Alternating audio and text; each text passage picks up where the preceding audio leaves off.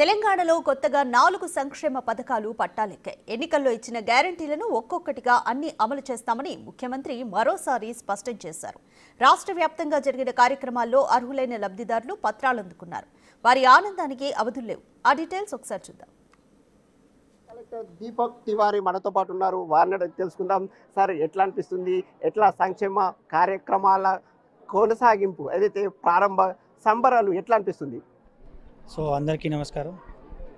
ఈరోజు మనం ఈ 4 ప్రతిష్టాత్మక పథకాలు ఇంద్రమ్మ ఇల్లు, ఇంద్రమ్మ ఆత్మీయ భరోసా, రైతు భరోసా, రేషన్ కార్డ్స్ ఈరోజు మొత్తం జిల్లాలో 15 మండల్స్లో 15 గ్రామ పంచాయతీలు ప్రారంభం అవుతుంది. సో మన జైనూర్ మండల్లో మాలవాయి గ్రామ పంచాయతీ నుంచి మనం స్టార్ట్ చేస్తున్నాం.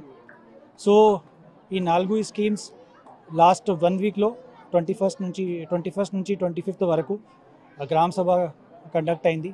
ఆ గ్రామ సభలో లబ్ధిదారు పేరు కూడా చదవడం జరిగింది. సో కొన్ని ఆబ్జెక్షన్స్ మనకు వచ్చినాయి, తర్వాత కొన్ని అప్లికేషన్స్ కూడా మనకు వచ్చినాయి. కొంతమంది పేరు రాలే. సో అందుకు వాళ్ళు మా అప్లికేషన్ ఇచ్చారు.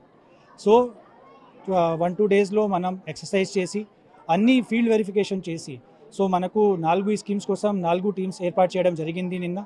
సో ఒక టీంలో ఎంపీడీఓ అండ్ టీమ్ మెంబర్స్, తర్వాత ఒక టీంలో ఎంఆర్ఓ టీమ్ మెంబర్స్, ఇంకొక టీంలో ఏపీఓ టీమ్ మెంబర్స్, ఇంకొక టీంలో ఎంఏఓ టీమ్ మెంబర్స్.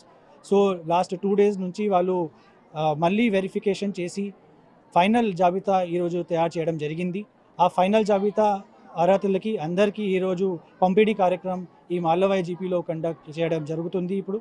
సో అందరూ అర్హతలకి బెనిఫిట్ ఇప్పుడు వస్తుంది. సో రేషన్ కార్డ్ బెనిఫిట్ 1 ఫిబ్రవరి 2025 నుంచి అందరికీ వస్తుంది. తర్వాత అందరికీ మనం ఈ శాంక్షన్ ఆర్డర్స్ కూడా ఈరోజు ఇవ్వడం జరుగుతుంది. సో చాలా సంతోషం. ఇంద్రమ్మ ఇల్లు కోసం ఎంపికైనాం సార్. ఇప్పుడు చాలా సంతోషంగా ఉంది. ఇప్పటివరకు మాకు ఇల్లు లేకుండే, రేషన్ కార్డ్ కోసం కూడా దరఖాస్తు పెట్టినాం.